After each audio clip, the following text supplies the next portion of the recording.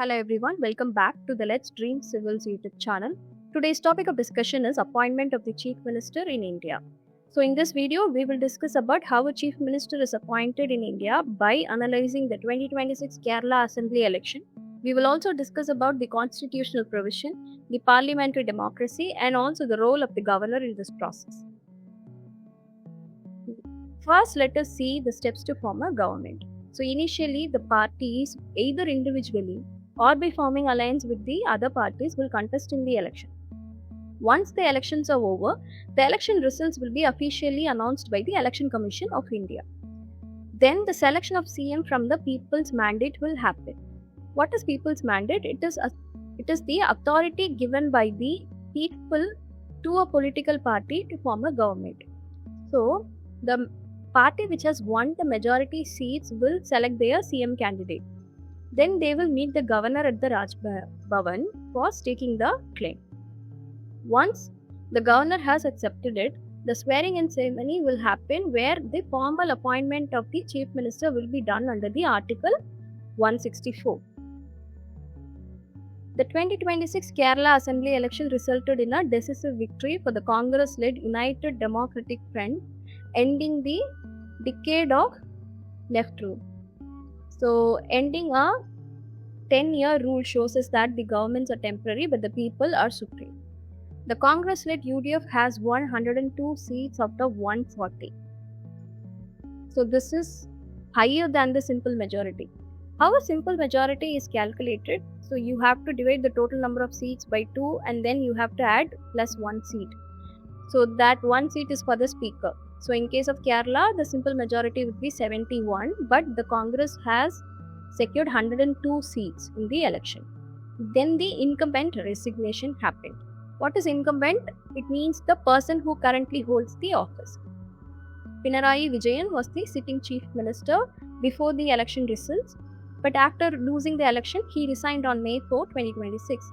What is the current status? Currently, a caretaker government is in place under the governor Rajendra Vishwanath Arlekar in Kerala. Now let's see the constitutional foundation behind the CM's appointment. So the key article which provides the provision of the appointment of CM is Article 164 of the Indian Constitution. The clause 1 of Article 164 says that the Chief Minister shall be appointed by the governor and the other ministers are appointed by the governor on the CM's advice. So, in a parliamentary democracy, the governor appoints a person as a chief minister who commands the majority support in the legislative assembly.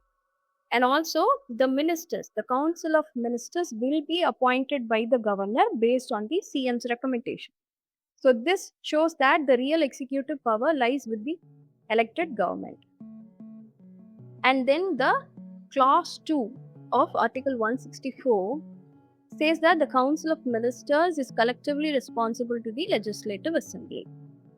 So, this means that the Council of Ministers will act as a single unit. So, this also means that if the Assembly passes a no confidence motion because of a failure in one ministry, then the entire ministry has to resign, the entire government has to step down. So, that is what is meant by the collective responsibility. So this will improve the responsibility within the cabinet. And then the clause 1 of Article 164 also says that the ministers holds the office during the pleasure of the governor, though this is legally constrained by the majority support. So ministers hold the office during the pleasure of the governor. Does that mean that the governor has the right to remove any minister at any point of time? No. So this does not mean that the governor has the absolute power to remove the minister. This means that governor has the right to remove a minister. How? He is the only one who can appoint the ministers and the CM. He is the one who can remove the ministers from the post also. But that authority can be exercised only on the advice of the chief minister, or if the government loses the majority support in the assembly. Otherwise, the governor cannot remove the ministry. And then the clause 4 of the Article 164 says that a minister must become a member of the state legislature within 6 months of the appointment. This means that a person can become a minister or a CM even if he is not a MLA. Even if he or she has lost in the election, they can be appointed as a minister or chief minister, but with the condition that they have to contest in the election and win within 6 months of the appointment. Otherwise, the post will be taken from them. And then the governor's discretion. So when there is a single party with majority or a pre-poll alliance, in the case like UDF, has a clear majority, the governor is bound by the constitutional convention to invite the leader of that group and make them the CM. If there is no clear majority, there will be a situational discretion that can be authorized by the governor. So the discretionary power arises only when there is a hung assembly, only when there is when there is no clear majority, and or if a CM dies without a clear successor. This happened in the Tamil Nadu assembly once when the former chief minister Jayalalitha passed away without any clear successor. So in that case also, the governor can enjoy a discretionary power where he will be asking the person to a person who is claiming to be the next CM to prove their majority. Then they can form the government and the cabinet. But in the case of 2026 Kerala Assembly election, the discretion is minimal because there is a clear mandate. The 91st Amendment Act. What does the 91st Amendment Act of 2003 says? So it included the clause 1 subclause A into the article 164, which defines the size of the council. It says that the total number of ministers, including the chief minister, shall not exceed 15% of the total strength of the assembly. So in case of Kerala, it will be 21 ministers, including CM. Why there is a restriction in the total number of ministers? Because this will prevent the political parties from creating a jumbo cabinet which will lead to a wasteful expenditure. What is the legal precedence and the guidelines? So we have Sarkaria Commission. So this commission recommended that the governor should invite the leader of the pre-poll alliance or the largest party with the support. Why? To respect the people's mandate, to respect the democratic mandate, because the people know who they are voting for. The post-poll alliance will also happen in some cases when there is a hung assembly, right? The post-poll alliance will also happen, but in order to respect the democratic mandate, the governor should invite the leader of the pre-poll alliance or a largest party with the people's support. And then we have SR Bommai case.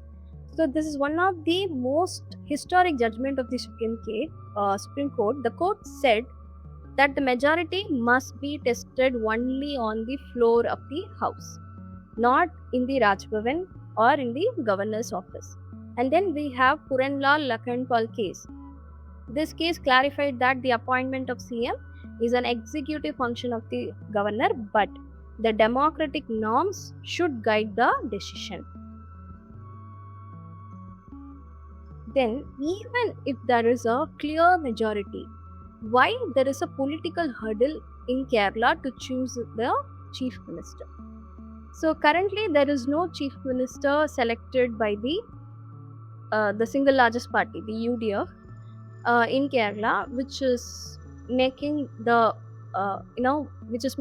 very difficult for the new government to form.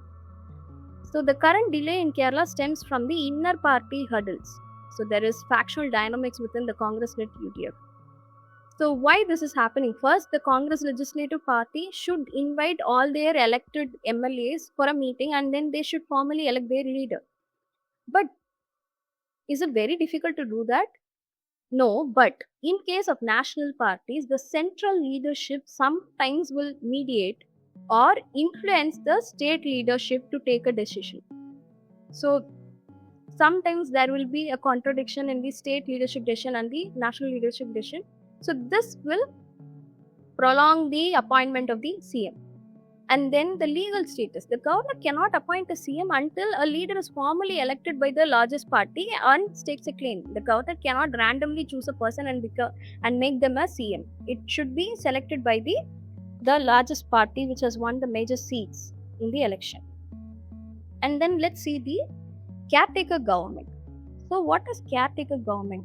So after resigning, when the current government has lost in the election, they will resign the post.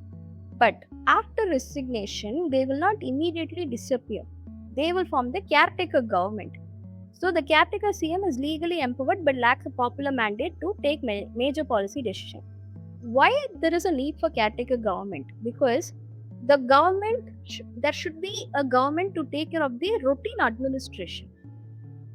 So the caretaker government will take care of the administration so that it can continue the basic functions to the people, such as the police department, healthcare department, treasury, all the other government offices, and the emergency administration has to continue.